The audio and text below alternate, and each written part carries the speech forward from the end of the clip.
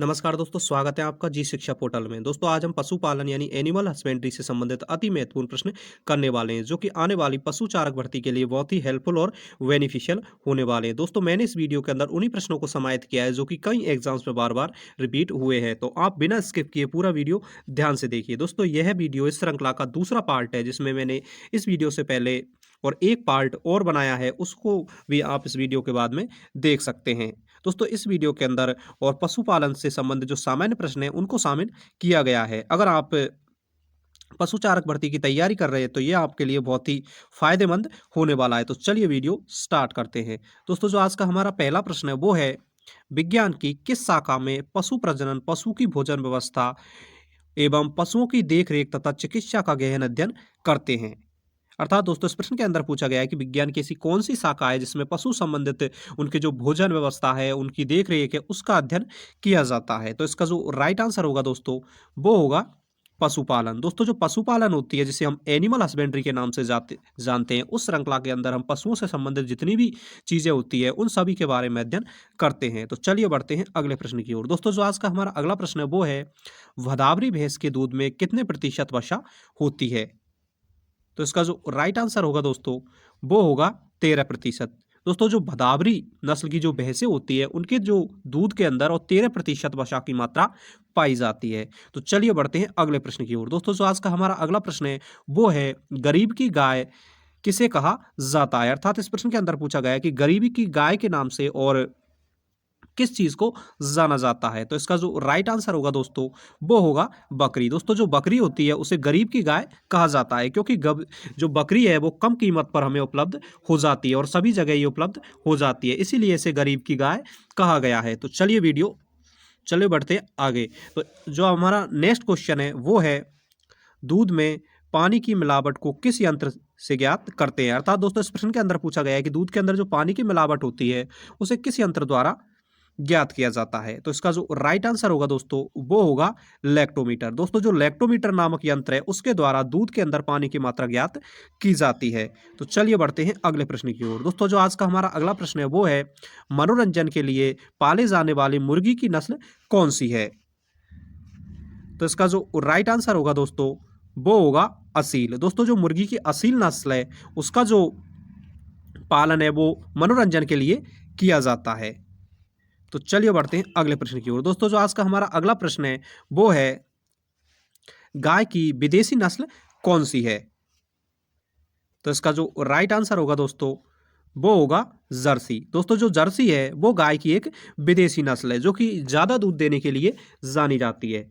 दोस्तों अगर आपको वीडियो पसंद आ रहा है और मेरे द्वारा जो क्वेश्चन करवाए जा रहे हैं वो वाकई आपको हेल्पफुल लग रहे हैं तो अभी हमारे यूट्यूब चैनल जी शिक्षा पोर्टल को सब्सक्राइब करें। दोस्तों आने वाले समय में इसी चैनल पर आपको पशु चारक भर्ती संबंधित अन्य अनेक विषयों के प्रश्न और जो शॉर्ट नोट्स है वो प्रोवाइड कराए जाएंगे आने वाले समय में। दोस्तों इसी चैनल पर आपको और इसके जो मॉडल टेस्ट हैं और जो प्रीवियस ईयर पेपर है वो भी देखने को मिलेंगे। तो प्लीज़ हमें सपोर्ट करें और हमारे यूट्यूब चैनल जी शिक्षा पोर्टल को सब्सक्राइब करें। तो चलिए बढ़ते हैं अगले प्रश्न की ओर। दोस्तों जो आज का हमारा अगला प्रश्न है वो है, बकरी का औसतन गर्भकाल कितना समय का होता है? अर्थात दोस्तों इस प्रश्न के अंदर पूछा गया है कि जो बकरियां होती है उनका जो औसतन गर्भकाल है वो कितने समय का होता है? तो इसका जो राइट आंसर होगा दोस्तों वो होगा 150 दिन। दोस्तों जो बकरी का औसतन गर्भकाल है वो 150 दिन का होता है। तो चलिए बढ़ते हैं अगले प्रश्न की ओर। दोस्तों जो आज का हमारा अगला प्रश्न है वो है, जर्सी की नस्ल की गाय का मूल स्थान कौन सा है? अर्थात दोस्तों इस प्रश्न के अंदर पूछा गया है कि जो जर्सी नस्ल की जो गाय होती है वो उनका जो उत्पत्ति स्थान है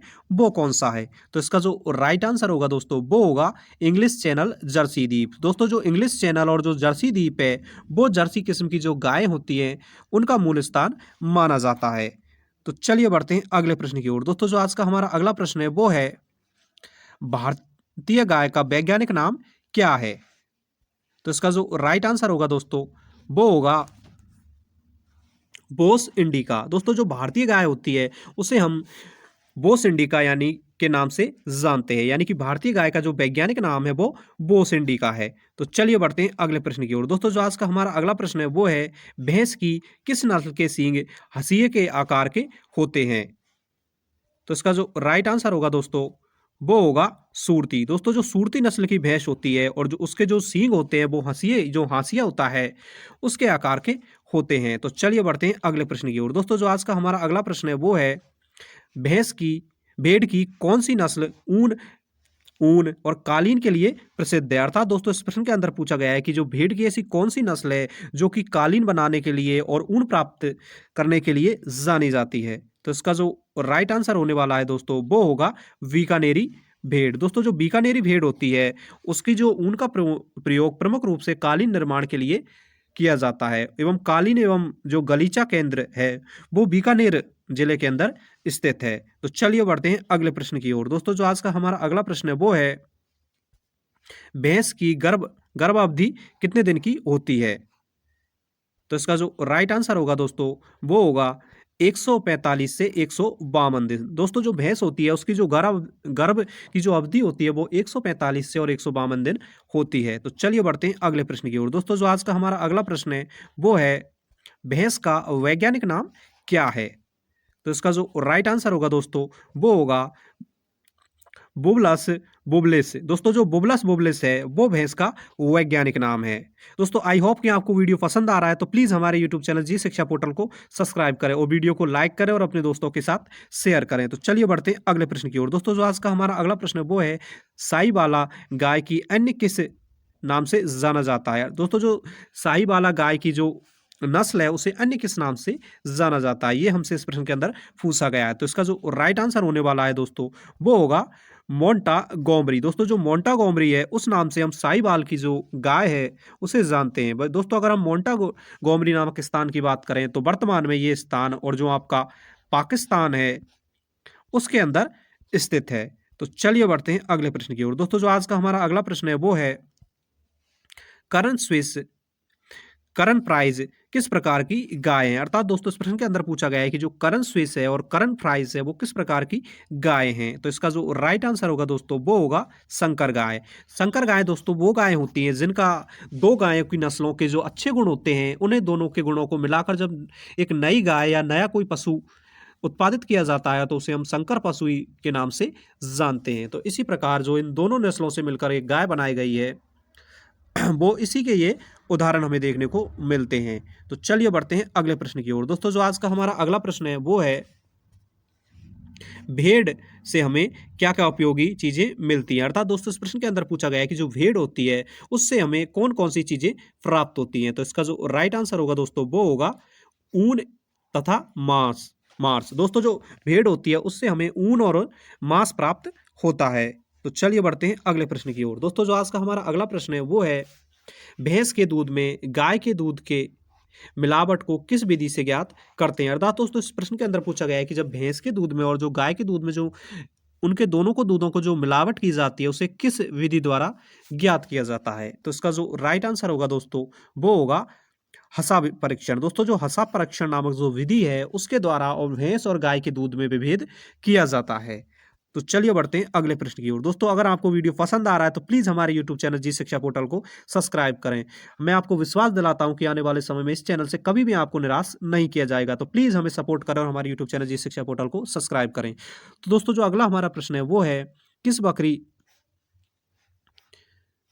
बकरी के बाल की मोहेयर कहते हैं। अर्थात दोस्तों इस प्रश्न के अंदर पूछा गया है कि बकरी के कौन से जो बाल होते हैं उन्हें हम मोहेयर के नाम से जानते हैं, यानी कि किस बकरी की किस्म के बाल हैं जिन्हें हम मोहेयर कहते हैं। तो इसका जो राइट आंसर होगा दोस्तों वो होगा अंगोरा बकरी। दोस्तों जो बकरी की अंगोरा किस्म होती है उसके जो बाल होते हैं उन्हें मोहेयर के नाम से जाना जाता है। तो चलिए बढ़ते हैं अगले प्रश्न की ओर। दोस्तों जो आज का हमारा अगला प्रश्न वो है किस नस्ल की गाय अधिक दूध देती है और इनके बछड़े भी कृषि कार्य तथा बोझ ढोने में अच्छा काम करते हैं। तो इसका जो राइट आंसर होने वाला है दोस्तों वो होगा दुकाजी नस्ल। दोस्तों जो गाय की दुकाजी नस्ल होती है वो प्रमुख रूप से जो हरियाणा में पाई जाती है उसके जो गाय होती है वो अच्छा दूध देती है और उनके जो बछड़े हैं वो भी बोझ ढोने के काम आते हैं। तो चलिए बढ़ते हैं अगले प्रश्न की ओर। दोस्तों जो आज का हमारा अगला प्रश्न है वो है थारपारकर तथा काकरेज किस नस्ल की गाय हैं। तो इसका जो राइट आंसर होगा दोस्तों वो होगा दुकाजी नस्ल। दोस्तों थारपारकर जो गाय है वो दुकाजी नस्ल की गाय मानी जाती है। तो चलिए बढ़ते हैं अगले प्रश्न की ओर। दोस्तों जो आज का हमारा अगला प्रश्न है वो है भारवाही नस्ल की गाय कौन सी है? अर्थात दोस्तों इस प्रश्न के अंदर पूछा गया है कि गाय की ऐसी कौन सी नस्ल है जिसका प्रयोग और जो भार ढोने के लिए, जो वजन ढोने के लिए किया जाता है। तो इसका जो राइट आंसर होगा दोस्तों वो होंगे नागौरी, मेवाती, खेरीगढ़ तथा मालवी। दोस्तों ये गाय की जो जो आपकी नस्लें हैं जैसे कि नागौरी, मेवाती, खेरीगढ़ी तथा मालवी, इनका प्रयोग, इनके जो बछड़े होते हैं उनका प्रयोग जो वजन ढोने के लिए किया जाता है, क्योंकि ये शारीरिक रूप से बहुत मजबूत होते हैं। तो चलिए बढ़ते हैं अगले प्रश्न की ओर। दोस्तों जो आज का हमारा अगला प्रश्न है वो है गाय की गंगातीरी नस्ल का उत्तर प्रदेश के किस जिले में पाई जाती है? तो इसका जो राइट आंसर होगा दोस्तों वो होगा गाजीपुर, बलिया और वाराणसी। दोस्तों गाजीपुर और बलिया और वाराणसी के अंदर ये किस्म हमें देखने को मिलती है। तो चलिए बढ़ते हैं अगले प्रश्न की ओर। दोस्तों जो आज का हमारा अगला और 22वां प्रश्न है वो है सींग रोदन की सर्वोत्तम विधि कौन सी है? अर्थात दोस्तों इस प्रश्न के अंदर पूछा गया है कि जो सींग होते हैं उनको जो काटने की विधि होती है और उन्हें जो सजावट करने की जो विधि है वो कौन सी है? तो इसका जो राइट आंसर होगा दोस्तों वो होने वाला है कास्टिक पोटास की छड़ द्वारा सींग रोधन। दोस्तों जो कास्टिक पोटास होता है उसकी जो छड़ के द्वारा और जो सींगों का रोधन किया जाता है वो सींग रोधन की सर्वोत्तम विधि मानी जाती है। तो चलिए बढ़ते हैं अगले प्रश्न की ओर। दोस्तों अगले प्रश्न पर बढ़ने से पहले आप सभी से रिक्वेस्ट है कि अगर आपको वीडियो पसंद आ रहा है तो प्लीज़ हमारे यूट्यूब चैनल को सब्सक्राइब करें। किस विधि द्वारा अफरा रोग का पशुओं के पेट से गैस निकालते हैं? अर्थात दोस्तों इस प्रश्न के अंदर पूछा गया है कि ऐसी कौन सी विधि है जिसके द्वारा जो अफरा रोग हो जाता है पशुओं को, जो कब्ज होता है उसमें जो उनके पेट में गैस बनती है उसे निकाला जाता है। तो इसका जो राइट आंसर होगा दोस्तों वो होने वाला है ट्रोकर तथा केकनुआ केकनुइला। दोस्तों ट्रोकर तथा और केकेन्युला जो विधि होती है उसके द्वारा अफरा रोग के अंदर जो पशुओं के पेट में जो गैस बढ़ जाती है उसे बाहर निकाला जाता है। तो चलिए बढ़ते हैं अगले प्रश्न की ओर। दोस्तों जो आज का हमारा अगला प्रश्न है वो है श्वेत क्रांति किससे संबंधित है? तो इसका जो राइट आंसर होगा दोस्तों वो होगा दूध। दोस्तों जो श्वेत क्रांति है वो दूध से संबंधित है, जिसे हम ऑपरेशन फ्लड के नाम से भी जानते हैं। तो चलिए बढ़ते हैं अगले प्रश्न। दोस्तों जो आज का हमारा अगला प्रश्न है वो है श्वेत क्रांति के पिता कौन कहलाते हैं? तो इसका जो राइट आंसर होगा दोस्तों वो होगा वर्गीस कुरियन। दोस्तों जो वर्गीस कुरियन है उन्हें श्वेत क्रांति के पिता के नाम में से जाना जाता है, क्योंकि इन्हीं के द्वारा भारत के अंदर श्वेत क्रांति की शुरुआत और सन 1970 के अंदर आनंद गुजरात से की गई थी। तो चलिए बढ़ते हैं अगले प्रश्न की ओर। दोस्तों जो आज का हमारा अगला प्रश्न है वो है गल का कंबल गाय के कौन से हिस्से का भाग है? यानी कि जो गल का कंबल है वो गाय के किस हिस्से का भाग है, ये हमसे प्रश्न के अंदर पूछा गया है। तो इसका जो राइट आंसर होगा दोस्तों वो होगा गर्दन। तो चलिए बढ़ते हैं अगले प्रश्न की ओर। दोस्तों जो आज का हमारा अगला और 27वें नंबर का प्रश्न है वो है यदि जानवरों के सींग में 4 छल्ले हो तो उसकी उम्र क्या होगी? अर्थात दोस्तों जो जानवरों की आयु ज्ञात करने का जो सर्वोत्तम विधि मानी जाती है वो उनके सींगों के छल्लों को गिनकर ज्ञात की जाती है। तो इसी प्रश्न के अंदर पूछा गया है कि अगर किसी जानवर के 4 छल्ले हैं सींग में तो उसकी आयु कितनी होगी? तो इसका जो राइट आंसर होगा दोस्तों वो होगा 6 वर्ष, यानी कि 4 छल्ले वाले जो पशु है उसकी आयु 6 वर्ष होगी। तो चलिए बढ़ते हैं अगले प्रश्न की ओर। दोस्तों जो आज का हमारा अगला प्रश्न है वो है अगर बछड़े के मुंह में 2 अस्थायी दांत हो तो उसकी उम्र क्या होगी? तो इसका जो राइट आंसर होगा दोस्तों वो होगा 1 सप्ताह। दोस्तों 1 सप्ताह के जो बछड़ा होता है उसके मुंह में 2 स्थायी दांत आ जाते हैं। तो चलिए बढ़ते हैं आज के इस वीडियो के सेकंड लास्ट प्रश्न पे। जुगाली करने वाले जानवरों के सामान्य दांत कौन से जबड़े में नहीं होते हैं? यानी कि दोस्तों जो जुगाली करने वाले पशु होते हैं उनके जो ऊपरी जबड़ा होता है दोस्तों उसके अंदर और सामान्यतः दांत नहीं पाए जाते हैं। तो दोस्तों इस वीडियो का जो अंतिम प्रश्न है वो है हमारा दूध दोहन की सर्वोत्तम विधियां कौन सी है? तो इसका जो राइट आंसर होगा दोस्तों वो होगा पूर्ण हस्त तथा मुट्ठी। दोस्तों पूर्ण हस्त तथा मुट्ठी विधि द्वारा और सर्वाधिक अच्छे प्रकार से और जो दूध दोहन है वो किया जाता है। दोस्तों इस प्रकार से हमने और आपको पशुपालन संबंधित अति महत्वपूर्ण जो 30 प्रश्न हैं वो इस वीडियो के अंदर मैंने डिस्कस किए। आई होप कि आपको वीडियो पसंद आया होगा और मेरे द्वारा जो प्रश्न बताए गए हैं वो आपके लिए वाकई फ़ायदेमंद लगे होंगे। तो प्लीज़ हमारे यूट्यूब चैनल जी शिक्षा पोर्टल को सब्सक्राइब करें और इस वीडियो को अपने दोस्तों के साथ शेयर करें जो भी पशु चारक भर्ती के लिए तैयारी कर रहे हैं। दोस्तों आने वाले समय में इसी चैनल पर आपको और राजस्थान जी के मैथ और पशुपालन संबंधित अनेक वीडियो देखने को मिलेंगे। तो प्लीज़ हमें सपोर्ट करें और इस वीडियो को लाइक करें, शेयर करें और कमेंट करके हमको बताएं कि आपको वीडियो कैसा लगा। Thanks for watching. धन्यवाद।